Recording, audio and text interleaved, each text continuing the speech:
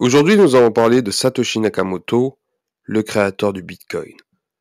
Satoshi a démontré une compréhension profonde des systèmes financiers, de la cryptographie et de l'économie. La publication de la white paper le 31 octobre 2008 montre une vision claire et ambitieuse. Créer une monnaie décentralisée qui s'affranchit des banques et des gouvernements. Les écrits de Satoshi, notamment dans la white paper et les premiers échanges sur le forum Bitcoin Talk, montrent une personne méthodique, pragmatique, et surtout focalisée sur des détails techniques.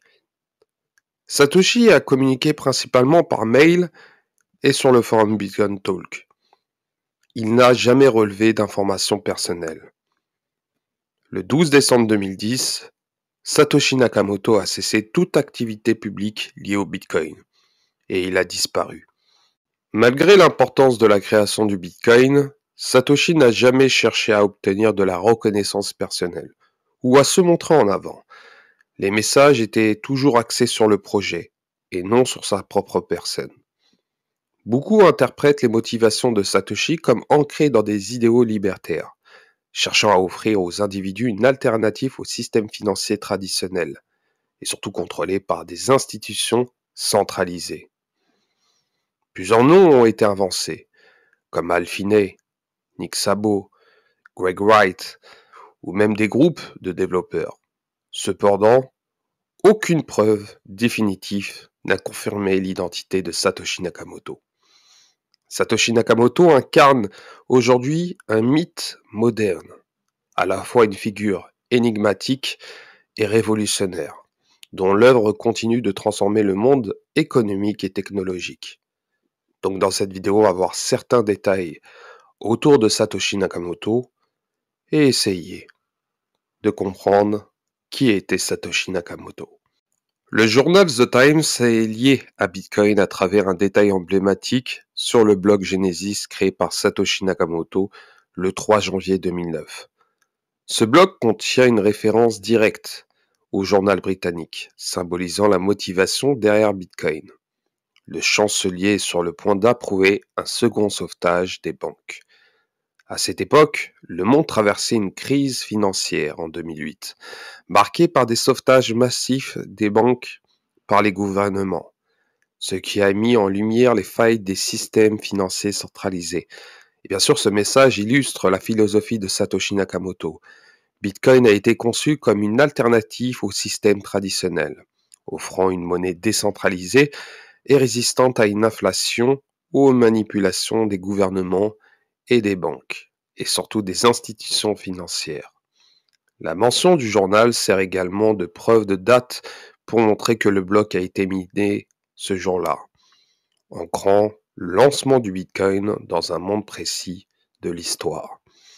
Cette référence au The Times est devenue un symbole fort dans la communauté Bitcoin, représentant les origines du projet et sa mission de remettre en question les systèmes financiers traditionnels.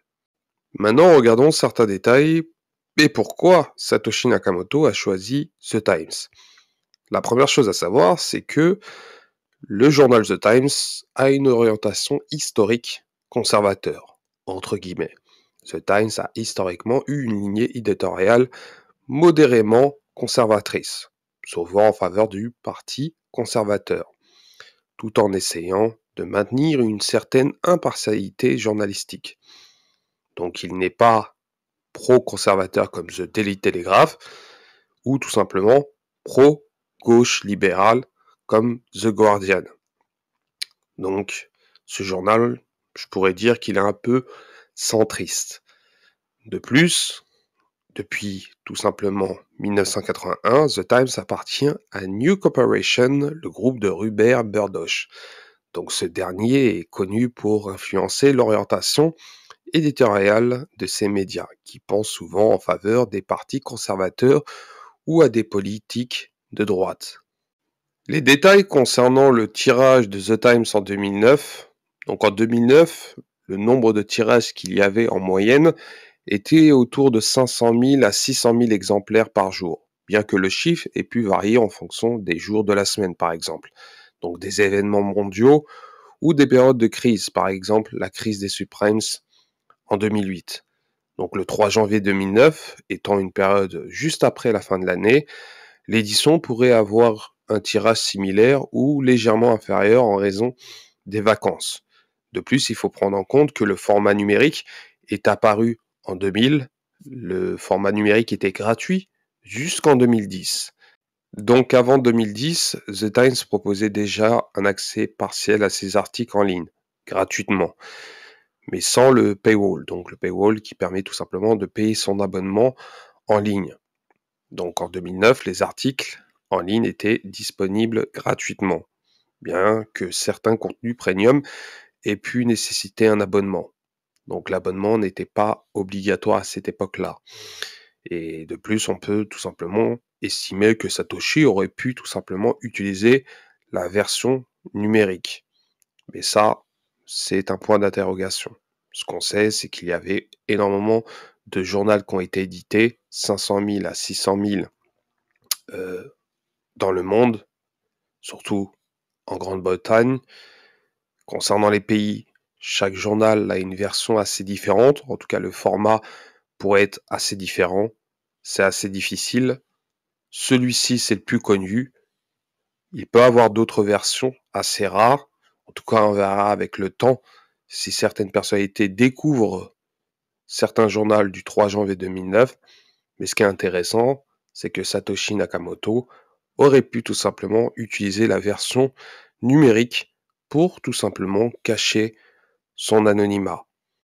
On peut retrouver ce petit paragraphe assez minutieux de Satoshi Nakamoto sur le fait qu'il a choisi ce journal-là. C'est ce petit paragraphe qui commence par Start collecting token today. Pull out inside. C'est assez étonnant de voir cette coïncidence en référence au lancement du blog Genesis qui a été fait le 3 janvier 2009. Bon, il y a une théorie qui tourne actuellement sur Reddit qui est assez drôle. Je vais vous faire partager. On fait référence à ce petit paragraphe au créateur de Pokémon, parce que tout simplement, le créateur de Pokémon s'appelle Satoshi Tajiri. Qui sait, peut-être Satoshi Nakamoto a choisi le nom du créateur de Pokémon.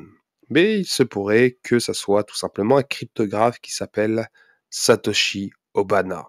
Qui sait? En tout cas, il y a énormément de théories autour de cela, mais ce petit paragraphe est d'une précision très précise de Satoshi Nakamoto sur le fait qu'il a choisi pas n'importe quel journal. Concernant le titre du 3 janvier 2009, Satoshi Nakamoto a choisi le titre de The Times. Le chancelier est sur le point d'approuver un second sauvetage des banques. Bien sûr, il fait référence à la crise des subprimes. Donc il reflète les inquiétudes autour du deuxième plan d'aide aux banques, suscitant des crises sur l'utilisation des fonds publics pour soutenir les institutions financières. Il y a aussi la white paper qui a été publiée au mois d'octobre 2008. Et Satoshi Nakamoto a attendu 3 mois avant de lancer le blog Genesis. Et ce qui est intéressant, c'est que le mois d'octobre, beaucoup fait référence, surtout la publication où Satoshi a partagé la white paper sur le site Metsdod, donc le 31 octobre, il fait référence bien sûr à la fête d'Halloween. Mais le mois d'octobre marque aussi le crash boursier de 1929. Et le crash boursier de 1929, ça a marqué le début de la Grande Dépression. Certes, la date n'est pas du 31 octobre. C'est le jeudi noir a marqué le 24 octobre 1929. Mais Satoshi Nakamoto a décidé de publier la white paper un mois d'octobre. Donc il pourrait tout simplement faire référence au contexte de la Grande Dépression de 1929. Donc Satoshi Nakamoto a voulu peut-être faire passer un message autour de cela. Bon, il y a énormément de confusion, énormément de discussion autour de ce sujet-là. Mais bon, concernant la white paper, petit détail assez intéressant, c'est que la white paper a connu une mise à jour. Donc il a été publié le 31 octobre 2008 et Satoshi ou certains de la communauté ont fait une mise à jour de la white paper.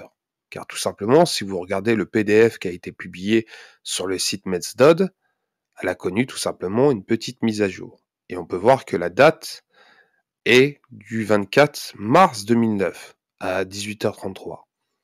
Donc la version originale de la white paper que Satoshi a publiée a connu une nouvelle version. Donc la version originale est très difficile à trouver. En tout cas, je ne l'ai pas réellement trouvée.